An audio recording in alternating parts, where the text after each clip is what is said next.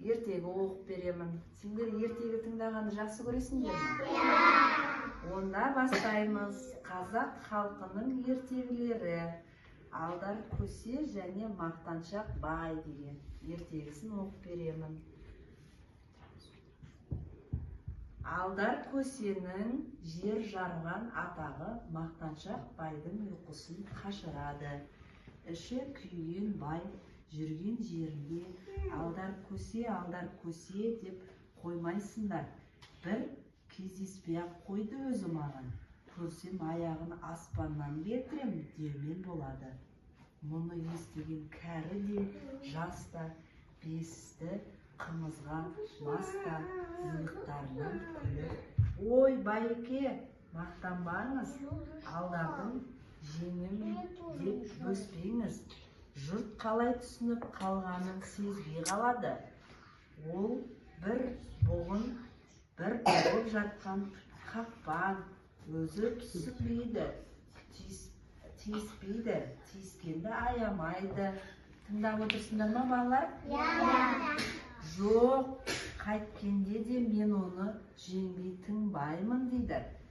Ақыл айқасында, қулық шайқасында оны тірілей өлтіремін. Егер алдай алсам, айыбыма ту бие сойып, бәріңді шақырамын. Маған кездесу қиын болып жүр. Әйтпесе, бірде ол мақтаншақ бай желмаясымен желіп жүріп, бейтаныс біреуге көзге түседі. Ол бірдеңе іздеп жүргенде шыр айналып, әрі-бері теңселіп жүр екен. Әй мүйғылар, нағып мөңіреп жүрсің? Не жоғалттың? Жоғалтқан ештеңем жоқ, бірақ іздеп жүргенім рас. Не іздеп жүрсің сонда? дейді. Жердің басталар шеті осы тұста екенін жақсы білемін. Шөп өсіп кетіп, анықтай алмай алар емеспін.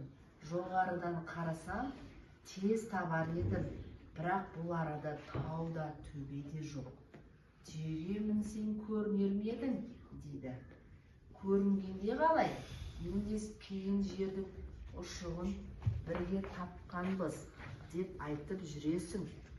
Сонда абырой атақ, қадір құрмет екеумізге де ортақ болады. Келісесің бе? Әрине, дейді әлгі бейтаныс миығына күліп.